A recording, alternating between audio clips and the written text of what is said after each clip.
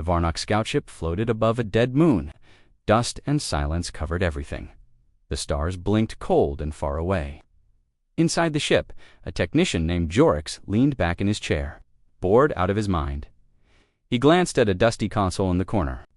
It was old leftover from a time when the Varnock Empire hunted strange signals from deep space.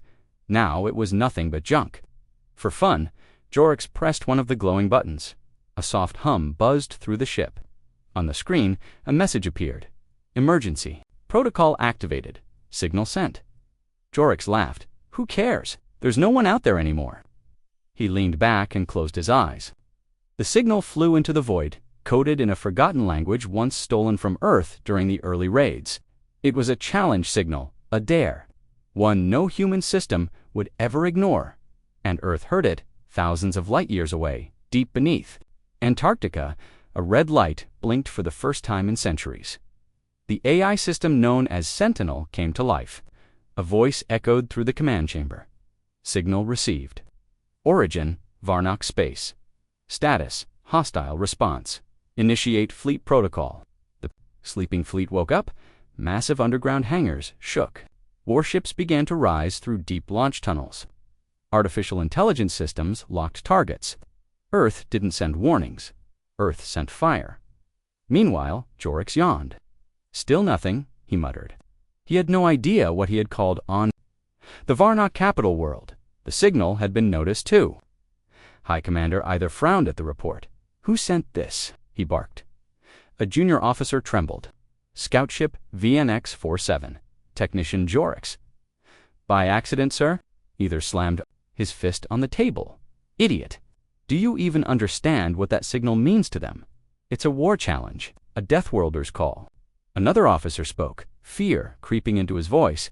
But humans haven't been seen in hundreds of years. Maybe they're gone. The room went silent. Either looked around. Maybe, but what if they're not? No one had an answer. 3 days later, something appeared at the edge of Varnock space. It wasn't a probe. It wasn't a scout. It was a Terran dreadnought. Long, dark, and silent, the warship floated just beyond sensor range.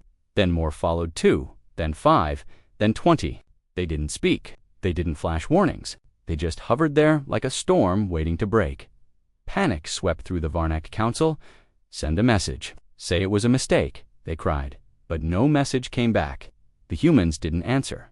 On board the Terran flagship Judgment, Admiral Keller stood before a giant screen. His face was made of scars and metal. His voice was calm and cold.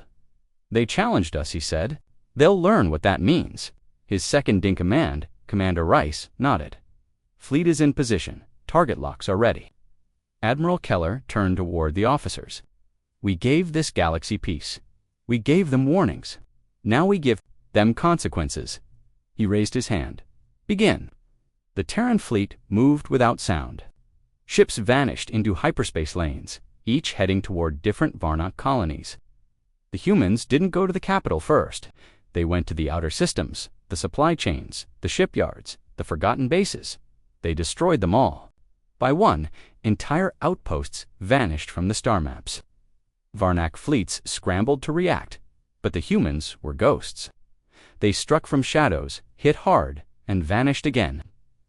Rumors spread fast. They don't take prisoners. They don't speak. They just burn everything. Technician Jorix, now arrested, sat alone in a prison cell. He stared at the wall, shaking. I didn't know, he whispered. I didn't mean to. But it was too late. The Varnock High Council begged for a meeting. They sent diplomats. To the edge of Terran space, one ship made it through. It returned without a crew only.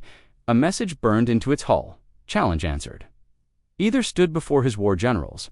They are not like us. They are machines of war. We must prepare for full invasion. One general stepped forward. We can't win, sir. Their ships are faster, stronger. Their weapons unthinkable. Either S-face turned pale, then we must surrender. But the humans weren't asking for surrender. They were delivering judgment.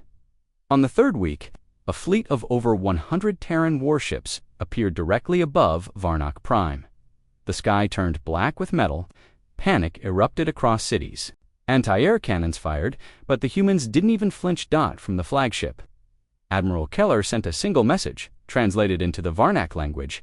"We came when you called. Now you will learn what that costs." Massive energy beams rained. Down military bases vanished in fire. Shield systems collapsed. Varnak fighters tried to escape, but were cut down instantly. No warning, no mercy. In the command center, either fell to his knees. "We didn't mean it," he whispered. "It was a mistake." But Earth didn't care. Watched the destruction. "That'll be enough," he finally said. The Terran fleet began to pull back, leaving smoke and silence behind.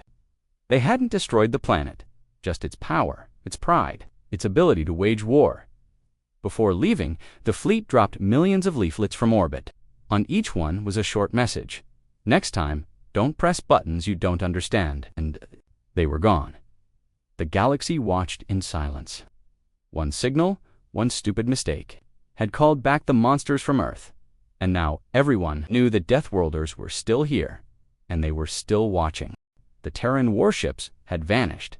No sound, no trail, no messages, just silence. But the damage was done. Varnak Prime's skies still glowed with the fires from orbital strikes. Great towers had fallen, their people afraid in the capital. High Commander either walked through the wreckage of his once mighty defense headquarters. The ceiling was gone, the floor cracked. Ash floated through the air like slow snow. "This was mercy," he said. Quietly beside him, his new advisor, Merrickx, said nothing. He stared at the smoking ruins. They didn't even touch the civilian centers. Either nodded because they didn't need to. Spread, not just fear of humans, but fear of what they didn't do. They hadn't conquered. They hadn't enslaved. They had struck, punished, and left. It was like they were sending a message. Next time it won't be this gentle. But something else had changed. Not every Terran ship had left in a cold, distant orbit above a forgotten Varnak mining world. A single Terran stealth ship remained. Its name was Spectre. Hidden under a cloaking field, it listened, watched. Waited. Inside, Commander Ava Lynn reviewed data. Her face was calm, her eyes sharp. She was one of Earth's intelligence officers, trained to see danger before it rose. "They're moving fast." Her AI assistant said. Ava nodded. "Yes, but not smart." She zoomed in on Varnak transmissions. Messages were being sent in secret to other empires. Whispers, pleas for help. Promises of revenge. Ava tapped her console. So they didn't learn. The AI's voice responded. "Shall I inform Fleet Command?" Ava stared at the data, then shook her head. "Not yet. Let's see who answers the Varnak's calls." Back on Varnak Prime, either met with representatives from the Zorlok Confederacy and neighboring species that had once warred with Earth centuries ago. Then vanished from sight. The Zorlok ambassador, tall and wrapped in shining robes, leaned forward. "We saw what they did to you," he said. "We can help." Either narrowed his eyes. "Why? You stayed hidden for 100 years. The ambassador smiled. "We need allies." Merrickx, standing behind Either, whispered, "This is dangerous." But Either had already made up his mind. "Form the pact. We'll rebuild together." "Hidden drones." "Found you," she whispered. She sent a type beam message through quantum comms. On Earth, beneath the mountains of Alaska, Sentinel reviewed the message. Within seconds, it had calculated 42 possible outcomes. Only one of them did not end in war. Earth chose a different path this time. Within one day, a Terran diplomatic pod appeared in orbit over Varnak Prime. Small, unarmed, silver, and silent. It sent one message. "We are not your enemy unless you try to become ours again." Either read the words on the main screen. His hands trembled. "They're giving us a second chance." Merrickx leaned in. "Or a warning shot." The Zorlok ambassador hissed in anger. "This is weakness. Destroy the pod." But Either stood tall. "No, this time we listen." The pod opened over the Capitol Square. A single human stepped out, dressed in black armor with no weapons. It was Ava Lynn. She looked around, eyes scanning every building, every face. Calm, unshaken. "I came alone," she said, her voice clear, "because Earth doesn't need an army to speak." Varnak soldiers aimed their weapons, but Either raised his hand. "Stand down." He walked to her. "Why are you here?" "To make sure you don't make another mistake," she replied. Already answered the last one, he said. Ava nodded. That was the polite answer. Silence. Then Ava said, Earth was sleeping. Now it's watching. If you want peace, you'll have it. If you want revenge, well, she looked up at the stars. We're still faster. Ether lowered his head. We'll choose peace. Ava smiled slightly. Good. But behind the scenes, things were not calm. The Zorlok had already sent messages to other empires. Quiet ones, dangerous ones. They were planning something big, something to strike Earth before Earth could strike again. On her ship, Ava saw the signals. She whispered, So this is how it begins, and far beyond Earth. In the dark sector called the Shroud, something ancient stirred. It wasn't human. It wasn't VARNA. It was older than both, and it had heard the signal to far beyond the known stars, past the spiral arms of the galaxy, deep within a place called the Shroud. Something very old had awakened. It was not made of flesh. It was not made of metal. It was something else. It had no name the galaxy remembered. Long ago, it had burned entire star systems to ash. Then it had gone silent, waiting for a time when the stars would again speak a language of war. Now they had.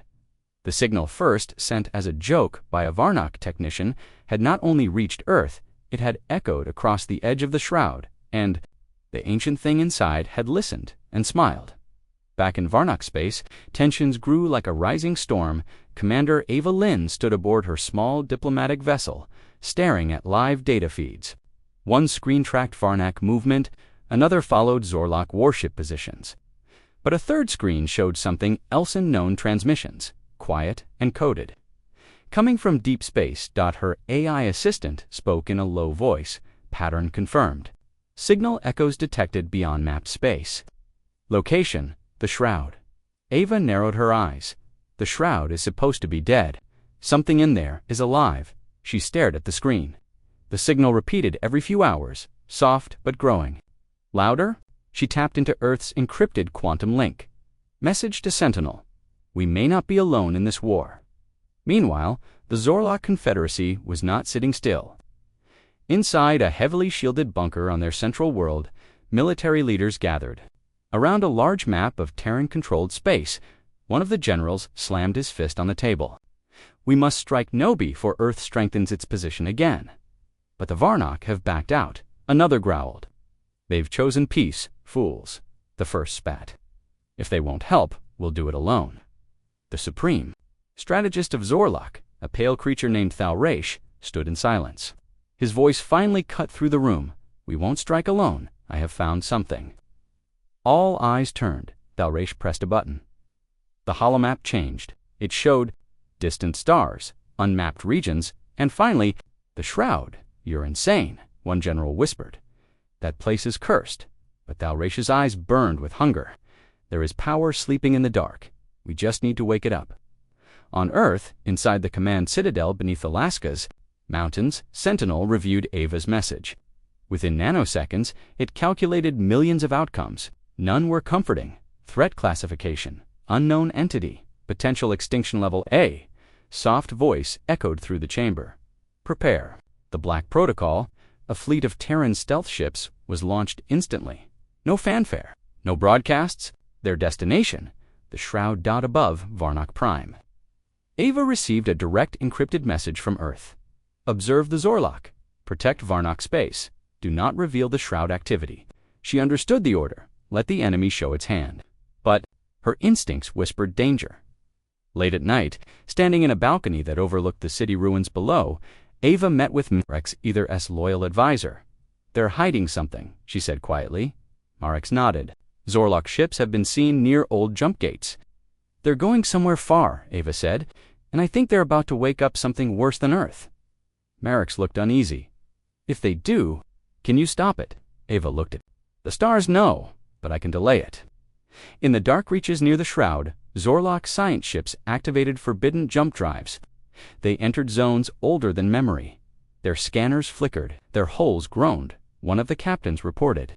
Back, massive structures found. Not natural, black as night. No movement detected. Thalraish gave the order. Broadcast the signal. The ancient Terran challenge signal. But louder this time, deeper, richer. The silence didn't last long. A reply came, not in sound, but in movement. Across the void, something woke. The black shapes began to shift. Whole planets moved revealed as ships, ancient ones, their size so large they blocked starlight. One of the Zorlok crew members began to scream. It's not machines, it's not ships, it's alive. Then the signal went dead. On Earth, alarms screamed across every command station. Sentinel issued a code black directive. Galaxy-level threat. Intervene immediately. Use all force necessary. Admiral Keller, aboard the Terran warship Judgment, received the command. He turned to his officers. Prep all fleets. We're going in. Back on Varnock Prime, Ava stood before either. The galaxy is about to change, she said, and this time it may not survive. Eva frowned. You mean the Zorlok? She shook her head. No, something worse. Far away, at the edge of the shroud, the ancient dark fleet began to move outward slow, unstoppable. And angry Dot, it had waited in silence for thousands of years, and now it had been awakened again by the same kind of signal that once destroyed galaxies. The dark fleet moved like a storm. Massive shapes slid silently through the shadows of the shroud. They looked like ships, but breathed like beasts. Living metal, eyes that glowed without light, and behind them, a force that had no name. Earth had only seen pieces of things like this in ancient ruins, long buried beneath forgotten moons. Now those memories rose again, and they came with fire. Admiral Keller stood inside the command deck of the Judgment. Dozens of screens glowed before him, each showing pieces of intelligence. Static, fragments, screams, then silence. He pointed to the largest display, which showed the last image from a stealth drone, a black, planet-sized creature swallowing. A Zorlok battleship whole. Can we fight it? His second-in-command, Rice, asked quietly. Keller stared at the screen. If it bleeds, we can kill it. Rice didn't answer. The silence said enough. Back on Varnock Prime, Ava Lynn met with Either and Merrick's in a secured chamber deep below the capital. I need a jump gate, she said. Either blinked to the shroud. Are you mad? I don't plan to fight them. I plan to understand them, she said. If we don't know what they are, we won't know how to stop them. Merrick's frowned. You think knowledge will help? No, Ava said. But it might give us time. Reluctantly, Either approved the request. I'll send one of our fastest scouts with you. Ava shook her head. No, Varnock. This is Terran work now. 2 days later, Ava's shipwreck. Star entered the edge of the shroud. The stars disappeared first, then the light, then sound itself began to feel. Distant Dot inside the ship, her AI whispered, We are no longer within mapped space. Good, Ava replied. Start scanning. No signals, no probes, passive sensors only. She looked out the viewport. In front of her floated a graveyard of ships Zorlok, Varnock, and others she didn't recognize. All twisted, broken, crushed like paper dot. Then, slowly, something moved in the dark. Not fast, not loud, just aware. Back on Earth, Sentinel initiated Protocol Blacklight. Entire Terran sectors were being locked down. Defense platforms powered up. Dreadnought fleets were pulled from long-range patrols. Even the secret weapons from the old Deathworlder vaults were being prepared. Across Earth, one word filled every military briefing: extinction. Meanwhile, deep inside the shroud, Ava's sensors picked up something strange, a weak human signal. She froze. One of ours, the AI confirmed. Signal is Terran. Origin unknown. That's before the silence. She followed the signal to a shattered moon that orbited a dead star. What she found changed everything. An ancient Terran ship, ECH-09, drifted dead in orbit. Its hull pierced and blackened, but its core still glowing. Somehow, it had survived. Forgotten. Inside, the logs told a terrible truth. They had come here before, centuries ago. Earth had sent explorers, scientists, soldiers, but they had never returned. Only Echo-9 survived long enough to record what happened. And what it recorded, was worse than anything Ava had imagined. Ancient recording playback, year 3772 AD. We thought it was a star system, but it wasn't. It was alive. The ship sits, not technology, it's biology. They don't just kill, they feed. On memory, on thought, on war itself. They grow stronger from conflict. Do not engage. Do not send fleets. Do not answer their calls. Let them sleep. Let them sleep. The message ended. Ava stood frozen. They feed on war. Her AI added quietly, and the Zorlok have just promised them a feast. On Zorlok Prime, the supreme strategist, Thalraish, stood before a gathering of leaders. The Terrans feared the dark. That is, their weakness. But we will command it, he declared, behind him. A strange dark crystal pulsed with low light, a gift from whatever had answered there. Call, we will be the masters of this galaxy. But not everyone agreed. A young Zorlok officer named Vrex had doubts. He had seen the old archives. He had read what Earth did to its enemies, and now something worse had entered the game. Late that night, he sent a message to Earth to Ava, help us. He's made a deal with death itself. We didn't understand. Ava received the message just as her ship began to shake. The sensors flared red. Something had found her. From the shadows, a great shape emerged, one of the ancient fleet. Its surface moved like liquid. Eyes blinked across its skin. It didn't fire, it simply watched. Ava stared back, unblinking. Send everything we've learned to Sentinel. If I die, the data lives. The AI responded, transmission underway. Back in Terran space, Admiral Keller read the new data. His face grew cold. They feed on war itself. Rice asked, then how do we beat something that gets stronger the more we fight? Keller looked at him. We outthink it. The battle for the future had not begun with missiles. It had begun with a joke signal, a mistake. And now, the only way to stop the coming storm might be not to fight it at all. But could humanity hold back its fury? The ancient ship hovered in front of Ava's stealth vessel like a floating nightmare. Its surface writhed and pulsed as if alive. Dozens of glowing eyes blinked along its body, watching her, studying her. Inside Ava's ship, warning lights flashed, proximity alert. Hull pressure rising, the AI said calmly, don't move. Don't fire, Ava whispered. She stood frozen, barely breathing. One mistake, one twitch, and this thing could erase her from space in a heartbeat. But the ancient ship didn't fire it. Simply waited. Then the lights inside Ava's ship went out for half a second. When they returned, a new message had appeared on her main screen. We remember. Ava took a step back. Translate that. Is it Terran code? She asked. The AI answered negative. Unknown structure, not language. Its thought converted to signal. A mind is speaking. The words changed. You came back. You brought us war again. Ava's chest tightened. They think we sent the signal on purpose. The screen shifted again. We fed before. We will feed again. The ship in front of her began to glow dim. Red cracks forming along its sides like veins pulsing through steel. The AI warned her. Core energy spike detected. Recommend retreat. But Ava's hand hovered over the controls. No, not yet. She typed a message into the broadcast system, not in Terran code, but in simple thought pulse format. A mental projection converted into signal. Her message was clear. It was not our call. We didn't wake you, others did.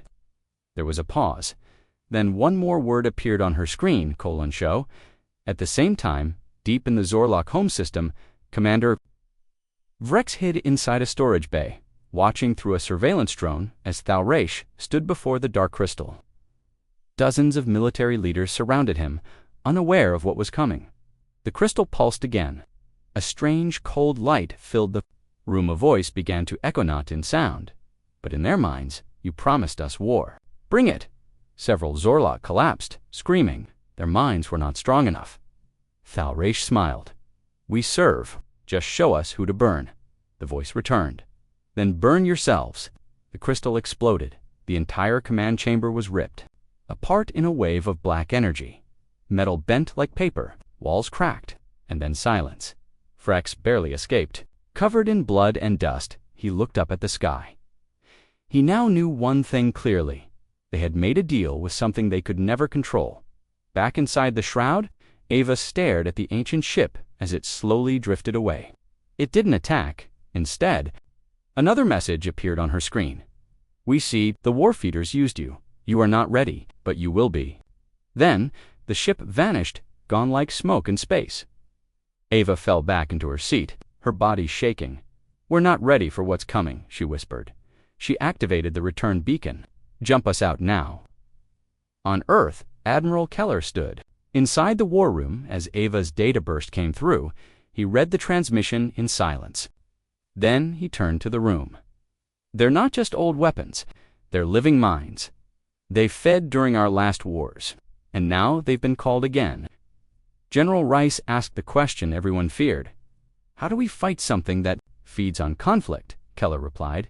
"We don't, not yet." On Zorlok Prime, chaos had erupted. The Auratius Palace was gone. Cities had gone dark. Communications were jammed. Ships tried to flee the planet, but many were destroyed by energy surges coming from the black crystal remains. Vrex, now wearing a stolen uniform, accessed the emergency channel. He recorded a short, simple message. "This is not war. This is death. Do not answer the dark, do not feed it." He sent the message out to every system in the galaxy. Ava arrived back in Varnak space. Her ship was damaged, her face pale, but her voice was steady. She stood before Either and Merrick's, who had gathered their top officials. They were once, like us, Ava said, a species, a civilization. But they changed. They learned to survive on war, on fear, on rage. "The more we fight, the more we give them." Either asked, "So what do? We stop giving them what they want," Ava said. "We deny them war." Merrick's looked doubtful. Easier said than done. "I know," Ava said quietly, "but if we don't, no one will survive." Far away, at the very edge of the galaxy, the ancient fleet began to slow. A single voice pulsed through the dark. They remember, they learn, but can they stop themselves? Back on Earth, Sentinel activated a new protocol, Project Eclipse. Massive factories began producing something different, not weapons, but silencing fields. Devices that blocked all outgoing signals. Anything that could be heard by the Shroud would be muted. Earth would disappear again. If war fed the enemy, then Earth would go dark. But not everyone agreed. Across the galaxy, smaller empires, smugglers, warlords all, wanted power. They didn't believe the warnings. They didn't care about Ava's reports or Vrex's message. They just wanted to control what scared everyone else, and that meant war. Not every species feared the ancient enemy. While Earth went silent and the Varnak backed away from war, others moved in the shadows quietly, carefully, greedy, blind. On the edge of the Hisari sector, a new group had formed. They called themselves the Crimson Pact, a mix of warlords, pirates, exiled scientists, and outlaw captains. They had one goal: control the galaxy through fear. And they had a new weapon, inside a stolen research station. Deep underground, a man named Drake Voran stood before a glowing crystal wrapped in steel chains. His eyes were bloodshot. His hands trembled with excitement. "We've done it," he whispered. "We've captured a shard from the ancient fleet." Beside him, a Hisari tech specialist stared in disbelief. "It's still alive." The crystal pulsed slowly like a heartbeat. "It speaks to me," Drake said. "You're insane. Everyone fears the darkness. But what if we ride it instead, back on Earth?" Admiral Keller received Ava Lynn's latest intelligence report, confirmed rumors of a rogue group seeking to harvest ancient tech. Location, unknown, but activity centered around Hisari border, she said in her report. Keller slammed his hand on the desk. "They're going to get us all killed." General Rice spoke from the corner. "Should we send a full fleet?" "No," Keller said. "Too visible, too noisy." He looked toward the shadows on the screen. "Send Black Unit." Black Unit was Earth's most secret Team 5 operatives trained to move through dead systems, unseen and silent. Not even Earth's allies knew they existed. Within hours, they deployed aboard the stealth ship Phantom Ash, heading straight for the Hisari fringe. Meanwhile, Ava Lynn stood with Merrick's on Varnak Prime. The skies were still scarred from the Terran bombardments, but a strange calm had fallen over the cities. "They're preparing," Ava said. "For what?" Merrick's asked. She looked up to see if peace is stronger than war. Then her comlink buzzed, a direct message from Admiral Keller. "Rogue faction. Detected mission underway. Your orders. Observe Hisari space. Prepare for contact. Inside the crimson-packed facility, Drake stared into the pulsing crystal. The voice inside his mind was louder, now clearer. You feed us, we give you fear. All who see us will kneel. Drake grinned. Perfect. This isn't power, it's poison. We should destroy it before it calls the rest of them. Drake's smile faded. You're right. Then he pulled a small weapon from his belt and shot the Hisari in the chest. No more doubts, he whispered. Back aboard Phantom Ash, Black Unit picked up the first traces of energy. The stealth systems dimmed the ship's presence. Inside, Agent Soren, the team leader, read the signals. High-frequency pulse, not a beacon, a call. Agent Vale, the tech specialist, leaned closer. Sir, this looks like the same energy signature from the shroud. Soren's jaw clenched. Then we stop this now. But they were too late. The crystal screamed. Every system within 30 light-years, flickered lights, engines, comes everything shorted. Ships drifted. Stations went dark. And in the center of it all, the stolen shard of the Dark Fleet pulsed like a heartbeaten grue dot. It began to change, forming jagged arms, forming a shape that looked like a living thing made of shadow and fire. It was becoming. Drake stepped back and smiled. Come to me, he said. I am your master. But the creature turned its glowing eyes to him, and it laughed.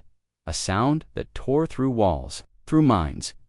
Drake screamed. Blood ran from his ears. His eyes turned to glass, and then he fell. Lifeless Black Unit launched immediately.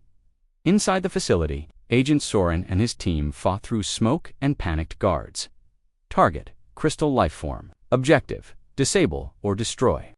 Fired EMP grenades. The creature screamed and twisted, but it didn't die. It adapted. Agent Vale activated a suppression field designed from Evelyn's shroud data. The field pulsed once. The creature stopped moving. Its body began to crack. And then it shattered. The explosion shook the entire station. But the mission was done, or so they thought, back in the shroud. Deep inside the darkness, the ancient minds turned.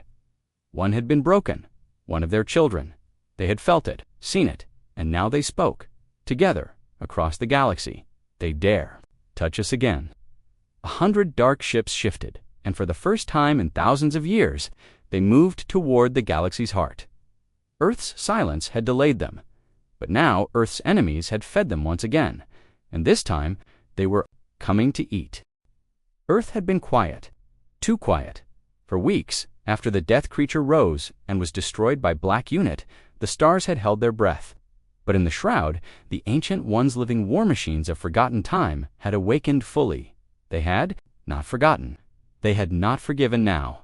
They were moving, and this time nothing could stop them. From her war room aboard the Judgment, Admiral Keller stood before a star map. Red warnings blinked across dozens of sectors. They're moving. Faster than expected, Rice said. Because they're not coming to conquer. They're coming to end everything. Evelyn's face appeared on the central screen. She had just returned from a Varnock diplomatic meeting. We need to unify every remaining power now, she said. The Varnock are with us. So are the Draylans, but others are still watching afraid. They won't stay neutral for long, Keller said. Not when stars start dying. Ava's face was grim. Do we have a plan? Keller turned slowly. Yes, but it's not public. He walked down the hall toward a sealed Vault 1 that hadn't been opened in nearly 500 years, deep beneath the icy rocks of Europa. Under the Jupiter Defense System, Earth kept Project Revenant. Only 10 people on the planet knew it existed. Not a ship, not a bomb, something older. Keller placed his hand on the scanner. It glowed red, then opened. Inside the chamber stood a figure 7 feet tall, metal and muscle, with glowing blue eyes. Not an eye, not human. Codename? Aegis 01. Earth's first and only attempt at a sentient war construct. Born from battle, programmed to protect humanity from extinction-level threats, but too dangerous to ever be used. Until now, it opened its eyes. I have been dreaming of war, it said. Keller nodded. Then wake up, we need you. In orbit, above Varnock Prime. Ava met with Ether and the leaders of the Draylan ships. Earth is deploying something it never wanted to use, she said. Which means this is worse than we thought. Eva leaned forward. What is it? Ava's voice lowered. A weapon that thinks, that remembers. It was locked away before my grandfather was born. The Draylen commander, a tall reptilian, war leader, hissed. So even Earth fears its own monsters. Ava didn't argue. Yes, but this time, we need all the monsters we can find. Across the stars, the ancient enemy arrived. In the Rin system, a fleet of 12 merchant worlds was wiped out in under 10 minutes, not with lasers, not with bombs. The enemy used silence shutting down thought, killing AI, freezing hearts. Ships collapsed from the inside. People died without a single sound. The survivors called it the stillness. And it was spreading. Sentinel calculated. The enemy path. Their fleet would reach Earth space in 4 days. Keller stood before the entire Terran War Council. Operation Last Line is green. All reserves were activated. Satellites realigned, and for the first time in 800 years, Earth sent a message to every starfaring race. We did not wake them, but we will stand against them. Join us, or burn alone. In a hidden meeting on Hisari Prime, several minor empires debated their choices. They are death itself, one whispered. But Earth called them, another said. No, came a voice from the shadows. It was Rex, the former Zorlok officer who had sent the warning. He stepped forward. I saw them. I saw what they did to my world. Earth didn't call them, we did, with our greed, our war, our pride. He pointed to the stars. They may be death, but Earth is still the only thing they fear. A day later, 27 fleets answered Earth's call, not because they trusted Earth, but because it was the only force still standing in the Terran command chamber. HFY 1 stood beside Keller. I remember these things, it said. Long ago, before your kind even built cities, they ruled stars. Then they fought something worse. Rice blinked. Worse than them? Yes, Aegis replied. Themselves. Keller nodded. That's what makes them dangerous. They're not just machines. They're ghosts of war. Then it is time to give them a new memory, Aegis said. On the edge of Sol System, 300 warships took formation. Terran dreadnoughts, Varnock strikers, Draylen beasts, even old Zorlok carriers. All united, not in alliance, but in survival. Ava Lynn stood aboard her flagship. Resolute, she looked at the screen. They were coming. Dark. Shapes, thousands, blotting out the stars. The ancient enemy had arrived, and Earth was ready. The stars were gone. From the orbit of Neptune to the edge of Sol's sun, space had turned black. The ancient enemy, millions of them, had arrived. Their ships weren't just metal. They were alive, moving, breathing, feeding on the fear that spread. Across every fleet, Admiral Keller stood on the command bridge of the Judgment. All stations ready weapons, he said calmly. Across the solar system, Earth's defenses lit. Up, rail cannons charged. Missile silos opened. AI strike drones activated from hidden moons. At Mars, orbital rings began rotating. Platforms the size of cities powered up Earth's last line. In every Terran command post, the same message played. On repeat, do not fire until ordered. We strike once, and we strike together. Aboard her ship, the resolute Ava Lynn stood in silence, watching the enemy fleet form a wall across space. She had never seen anything like it. They're not using formation, her officer said. No, Ava replied. They don't need it. Then, something strange happened. The ancient fleet stopped. No attack, no words, just waiting. Ava narrowed her eyes. They want us to fire first. Inside the Judgment, HFY 1 stood beside Admiral Keller. Fire, Rice asked. Keller looked at Aegis. If we do, we feed them, don't we? Aegis nodded. Yes, they're war addicted. Every attack makes them stronger. Then how do we win? Aegis answered without emotion. We don't win by power. We win by breaking the pattern. Suddenly, a single ancient ship moved forward. Its body glowed with blood-red light. And then, it sent a signal. Not in words, not in sound, but in thought. Straight to Avalyn. She staggered backward, clutching her head. Voices, screams, memories that weren't hers. You killed before. You burned stars. You are like us. Join the old fire. Let the galaxy fall again. Ava gritted her teeth and sent a thought back. No, we remember our wars, but we choose something better." The ship paused, and for the first time, it responded with a sound, a low, growling laugh. Then it fired. A beam of black energy screamed across space, striking one of the Draylen carriers. The ship cracked apart, instantly no explosion, just silence as its body unraveled. Then the entire ancient fleet moved. They came like a wave of nightmares. The battle had begun. Earth responded, from Jupiter to Mars. War lit up the sky. Terran railguns cut through the first wave. Missiles struck with white fire. Draylen claws tore open enemy hulls. VARNAK. Plasma blades slashed in curved arcs of glowing blue. And still, they kept coming. Ava's ship took a hard hit. "We lost shields," her officer shouted. "Divert power to rear thrusters," she ordered. "Flank right target, that Leviathan." Dozens of fighters swarmed around the enemy like flies, but many were crushed, swallowed by black tendrils. Inside the chaos, Ava saw something she didn't expect. A single enemy ship breaking off, heading toward Earth. Alone, she knew what it was. "A messenger," she whispered. Keller saw it too. "Can we intercept?" Rice shook his head. "Too fast. It's going straight for the surface." Keller looked at Aegis go. Without a word, Aegis launched. The special drop pod screamed through Earth's atmosphere. Within minutes, Aegis crashed into the Earth plains, just outside New Alaska Command. The enemy ship landed not far away from its hull. A massive creature crawled out. It had no face. Its skin was smoke and shadow. Aegis walked toward it. Neither spoke, and then they charged. Above the battle, worsened. 1/3 of Earth's outer fleet had been destroyed. The Mars platform was breaking apart. Varnak forces were retreating, but Ava refused. "Focus all remaining guns on the central cluster," she yelled as she shouted. Her console flickered again. Another thought signal, but this one was different. Clearer. Quieter. "We don't all serve the fire." Ava blinked. "What?" The enemy fleet split for a moment. And she saw something strange. A single ancient ship, backing away, not attacking, not glowing red. At the same time, Aegis struck the creature. On Earth, with a blast of sonic energy, the creature screamed and lashed out with long black tendrils.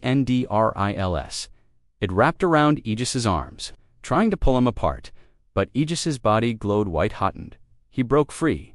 "You are not the first monster I've faced," he said. Then he unleashed his core pulsaburst of old Terran fire from the deep. Vaults of Earth's early wars, the creature burned, melted, and vanished. Back in space, Ava sent a direct message to the strange, passive enemy ship. "Why are you not fighting?" A pause, then the thought returned. "Some of us remember peace. You must find the anchor, the core ship, end it, or all will burn." Ava understood. The ancient fleet was being led by one massive core ship. If they destroyed it, the others might. Break free. She opened a channel to Keller. "We have a chance. One ship leads them. One mind controls the pattern. We kill that, and maybe we end this." Keller didn't hesitate. "Do it." Ava's fleet, broken and burning, turned toward the center of the storm, toward the core ship. It was massive, 10 times the size of a moon, covered in eyes, wrapped in shifting metal and living code. Ava stared at it through her viewport. "Bring us in close," she said. "This close?" her officer asked. "We won't survive." "We don't need to," Ava replied. She armed the last of Earth's secret weapons, the Singularity Spear, a warhead that collapsed. Space itself. She looked at the enemy. "You wanted war. Here's Earth's answer." The ship fired, the spear struck, the core ship trembled, then cracked, and then, it screamed. All across space, the enemy fleet froze. Some exploded, some simply died, others turned and fled back into the shroud. Retreating, the pattern was broken. The war was over. For now, space was quiet again. The stars had returned. The black wall that once covered the solar system had faded. The ancient fleet, the nightmare machines were gone, either destroyed or fleeing back into the shroud. But the silence felt wrong too. Calm. Too soon. Aboard the Resolute, Ava Lynn sat in her command chair, her eyes heavy with exhaustion. Only 30% of the Allied fleet had survived. The Mars defense platform was gone, and Earth's upper orbit was filled with wreckage, parts, and bodies drifting silently in the void. Ava's voice cracked as she spoke into the comms. "This is Commander Lin. Begin full rescue operations. Search all sectors. Don't leave anyone behind." Her officer nodded, tears in her eyes. "Yes, ma'am." On the ground below, in the cold plains of New Alaska, Aegis-O-1 stood in the middle of a battlefield, littered with black ash. The creature he had fought, the messenger of the old enemy, was dead. But something still lingered. He tilted his head, scanning the ruins. "Residual energy," he whispered. "They left something behind." Admiral Keller, who had arrived by shuttle, stepped forward. "Is it a threat?" Aegis replied, "Not yet, but it's watching." Back at Earth HQ, General Rice read Ava's transmission logs. One line stood out. One ship did not fight, it helped. It remembered peace. He looked at Keller. "Can they think for themselves?" Keller nodded slowly. "Some can. That's the terrifying part." Rice frowned. "Then this isn't over, is it?" "No," Keller said. "It's just sleeping." 2 days later, Ava walked the ruins of the Martian dockyard. She found scorched hulls of Draylen warbeasts, burned remains of Varnock plasma carriers, and near the edge, something strange, a piece of the core ship, not dead, just inert. She leaned closer. It pulsed once softly, then went still. Ava whispered, "You're still in there, aren't you?" In orbit, Terran scientists aboard the research ship Oculus studied the battlefield remains. Dr. Moran, lead exobiologist, reported to Keller some of these enemy ships weren't ships at all. They were grown, engineered. They had neurons, thought, memory. Keller nodded grimly. Weapons that think. War that breathes. Dr. Marin hesitated. "We also found something else. Inside the core ship's remains." She sent the image, a small stasis pod. Ancient dot inside was a human body. Perfectly preserved. Ava and Keller stood together in a lab beneath the Europa research base, staring at the pod. "He's Tehran," Ava said, voice low.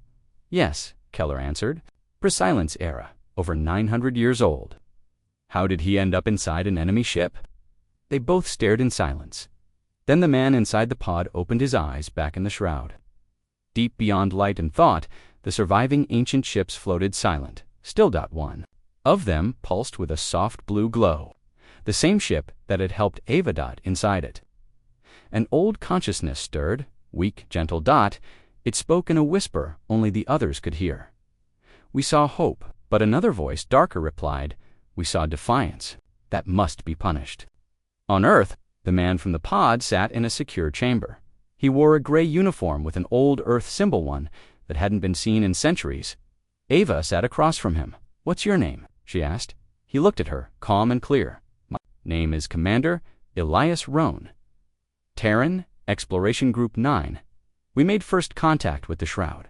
We tried to study it. We failed. You were the first," she asked. He nodded. "We found them, but something else found us." He leaned closer. "The things you've just fought, they're not the real threat." Ava froze. "What do you mean?" Roan's eyes darkened. They were slaves. The man from the past, Commander Elias Roan, sat still in the deep chambers of Earth's Europa base. Doctors monitored his vitals. Scientists asked him questions. But his eyes were always fixed ahead, like he was seeing something they couldn't. Ava. Lynn watched him carefully. She had seen war, death, and monsters. But this man, he looked haunted in a way no survivor ever had. Finally, she spoke. "What did you mean that the ancient fleet were slaves?" Roan turned slowly toward her. "They weren't built for war," he said. "Not at first. Years ago, nearly 1,000 Earth years, Roan's team had entered the shroud. They found ruins, not dead, but asleep. Massive machines, half organic, shaped like gods of steel, and something else deeper. Beneath all of it, it was a signal," Roan said. "Buried so deep we couldn't read it. It was calling them, not like a leader, ... but a master." He leaned forward. "They were controlled, not free. The war you just fought wasn't theirs." Ava's heart pounded. "Then whose was it?" Roan said nothing. He just tapped a button. A screen lit up. A shape appeared, not a ship, not a species. A void of living darkness coiled around what looked like a broken planet. It pulsed slowly, alive, watching, waiting, back in the shroud. Among the last ancient ships, the soft glowing one that had helped Ava pulsed again. Inside, it sent a message not to Earth, not to war fleets, but into the dark. They know. There was no answer, just a ripple across the far black space. And then, a blink. A star died instantly. On Earth, Sentinel issued a rare Omega-level alert. Sensors near the Andari line had detected an unnatural collapse of gravity. Not a black hole, something else, something older. The scientists couldn't explain it, but Aegis 01 understood. Standing beside Keller in the war room, the sentient Workenstruck's voice was grim. This is the one who chained them, the true maker. The reason war never ends, Keller whispered, and it's waking up. Ava stood before the Terran High Command. Behind her were dozens of surviving fleet captains. Varnak, Draylen, even one. Zorlok. They had all heard the same thing. This wasn't over. This wasn't even the real war. The ancient machines were the outer shell, Ava said. We just broke through. Now the core is stirring. What is it? Someone asked. Not a race, Ava replied. Not a fleet. It's a force. A mind that feeds on warlike, a parasite in the galaxy's heart. And now that we've fought back, Keller stepped forward. It knows we're here. In the days that followed, Earth prepared again, but not just for defense this time. They built something new, from wreckage, from secrets, from forbidden vaults. Project Entide, a single ship. Not large, not loud, but it carried the most dangerous thing humanity had ever made. A thought bomb, not meant to destroy bodies but minds. It could shut down anything built from rage, fear, or pain, anything like the creatures from the shroud. But there was a price. It must be delivered into the core, Aegis said. No drones, no AI, no remote drop. A mind must carry it. Everyone fell silent. Then Ava stepped forward. I'll do it. The Black Star, Ava's personal ship, was retrofitted with the bomb. Aegis volunteered to join her. You'll need someone who doesn't fear death, he said. I already have one, Ava replied. The journey began, past the edge of Terran space beyond.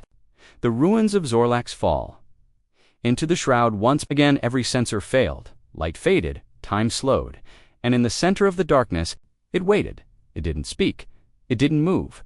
But Ava felt it, a presence pressing into her thoughts, a deep whisper. You broke my toys. You think you're free, but war is forever. She fought back. Maybe, but not with us. The thought bomb. Activated. Inside Black Star, Aegis linked his systems to the core. One last war, he said. Ava nodded, then silence. She pressed the trigger. The bomb didn't explode. It expanded. A pulse of pure thought-calm memory stillness spread. Like a wave, everything in the shroud screamed, and then silence, total, perfect silence, back on Earth. The stars changed. The strange pulses stopped. No more sensor ghosts, no more shadows. The war was over, for real, but Ava and Aegis were gone. No signal, no trace, just a last message transmitted seconds. Before detonation, her voice. War ends when we choose peace. We made that choice for all of you. Remember us. Years passed, new alliances formed. Monuments were built, and in every Terran city, on every Varnik moon, in every Draylen hive, one name was spoken. Avalyn, the last soldier of silence. The end, but the stars never forget.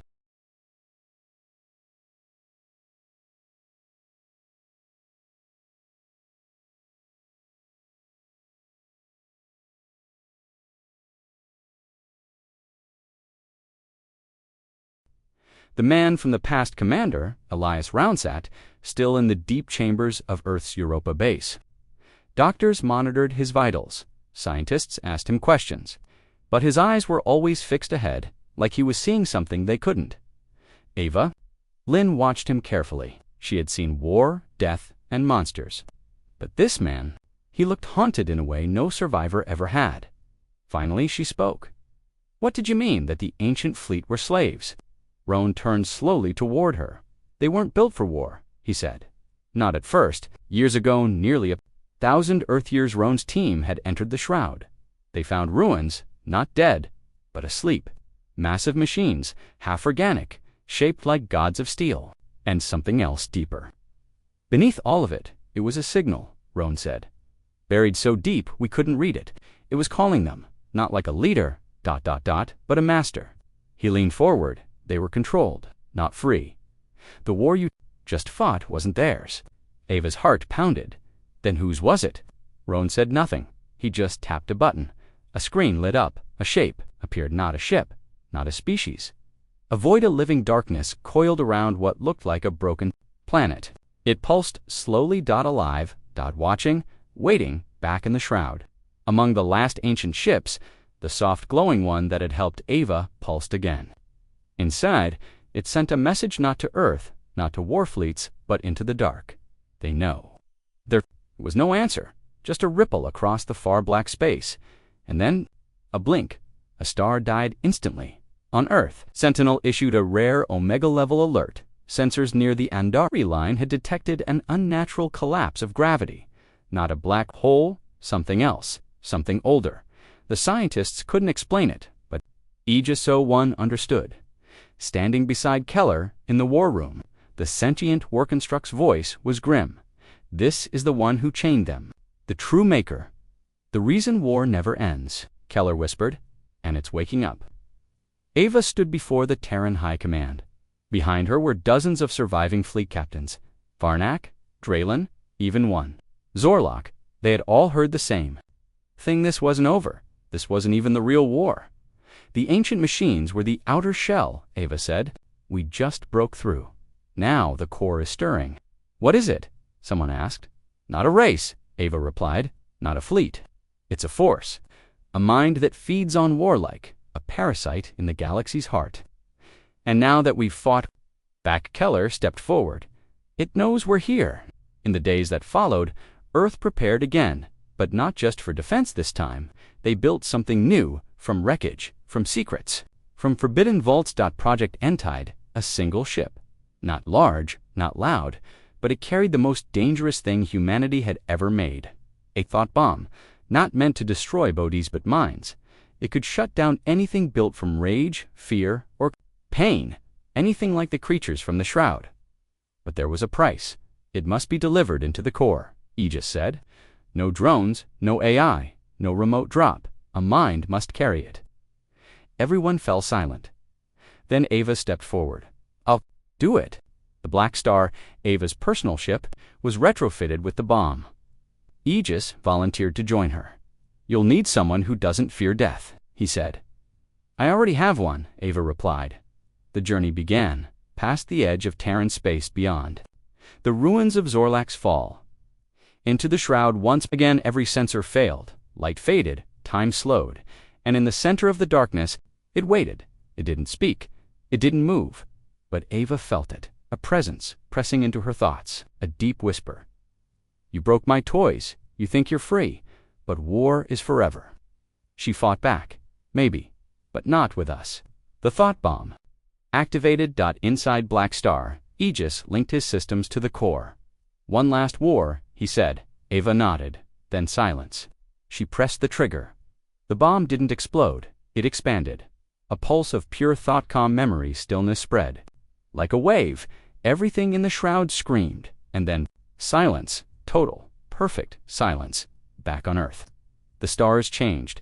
The strange pulses stopped. No more sensor ghosts, no more shadows. The war was over. For real. But Ava and Aegis were gone. No signal, no trace. Just a last message transmitted seconds. Before detonation, her voice. War ends when we choose peace. We made that choice for all of you. Remember us. Years passed, new alliances formed. Monuments were built, and in every Terran city, on every Varnik moon, in every Draylen hive, one name was spoken. Avalyn, the last soldier of silence. The end, but the stars never forget.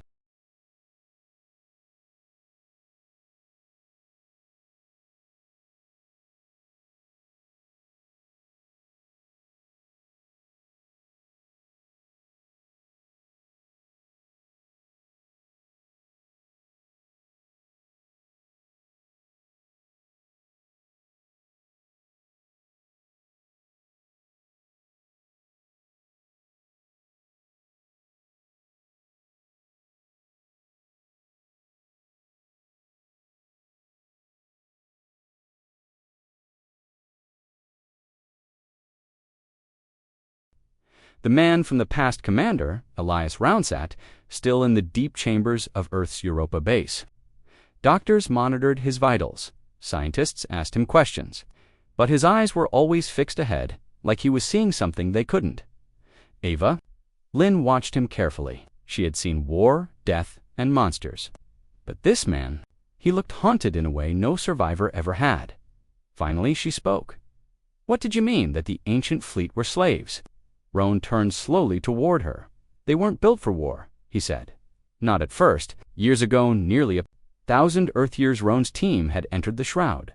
They found ruins, not dead, but asleep. Massive machines, half organic, shaped like gods of steel, and something else deeper. Beneath all of it, it was a signal," Roan said. "Buried so deep we couldn't read it. It was calling them, not like a leader, but a master." He leaned forward. They were controlled, not free. "The war you just fought wasn't theirs." Ava's heart pounded. "Then whose was it?" Roan said nothing. He just tapped a button. A screen lit up. A shape appeared, not a ship, not a species. A void of living darkness coiled around what looked like a broken planet. It pulsed slowly, alive, watching, waiting, back in the Shroud. Among the last ancient ships, the soft glowing one that had helped Ava pulsed again. Inside, it sent a message not to Earth, not to war fleets, but into the dark. "They know." There was no answer, just a ripple across the far black space. And then, a blink. A star died instantly. On Earth, Sentinel issued a rare Omega-level alert. Sensors near the Andari line had detected an unnatural collapse of gravity. Not a black hole, something else, something older. The scientists couldn't explain it, but Aegis 01 understood. Standing beside Keller in the war room, the sentient Workenstruck's voice was grim. "This is the one who chained them, the true maker. The reason war never ends," Keller whispered, "and it's waking up." Ava stood before the Terran High Command. Behind her were dozens of surviving fleet captains. Varnak, Draylen, even one. Zorlok. They had all heard the same thing. This wasn't over. This wasn't even the real war. "The ancient machines were the outer shell," Ava said. "We just broke through. Now the core is stirring." "What is it?" someone asked. "Not a race," Ava replied. "Not a fleet. It's a force. A mind that feeds on warlike, a parasite in the galaxy's heart. And now that we've fought back," Keller stepped forward, "it knows we're here." In the days that followed, Earth prepared again, but not just for defense this time. They built something new, from wreckage, from secrets, from forbidden vaults. Project Entide, a single ship. Not large, not loud, but it carried the most dangerous thing humanity had ever made. A thought bomb, not meant to destroy bodies but minds. It could shut down anything built from rage, fear, or pain, anything like the creatures from the Shroud. But there was a price. It must be delivered into the core, Aegis said. No drones, no AI, no remote drop. A mind must carry it. Everyone fell silent. Then Ava stepped forward. "I'll do it." The Black Star, Ava's personal ship, was retrofitted with the bomb. Aegis volunteered to join her. "You'll need someone who doesn't fear death," he said. "I already have one," Ava replied. The journey began, past the edge of Terran space beyond. The ruins of Zorlak's fall. Into the Shroud once again. Every sensor failed. Light faded, time slowed, and in the center of the darkness, it waited. It didn't speak. It didn't move. But Ava felt it, a presence pressing into her thoughts, a deep whisper. "You broke my toys. You think you're free, but war is forever." She fought back. "Maybe, but not with us." The thought bomb. Activated. Inside Black Star, Aegis linked his systems to the core. "One last war," he said. Ava nodded, then silence. She pressed the trigger. The bomb didn't explode. It expanded. A pulse of pure thought-calm memory stillness spread. Like a wave, everything in the Shroud screamed, and then silence, total, perfect silence, back on Earth. The stars changed. The strange pulses stopped. No more sensor ghosts, no more shadows. The war was over. For real. But Ava and Aegis were gone. No signal, no trace. Just a last message transmitted seconds before detonation, her voice. "War ends when we choose peace. We made that choice for all of you. Remember us. Years passed, new alliances formed. Monuments were built, and in every Terran city, on every Varnic moon, in every Draylen hive, one name was spoken: Avalyn, the last soldier of silence. The end, but the stars never forget.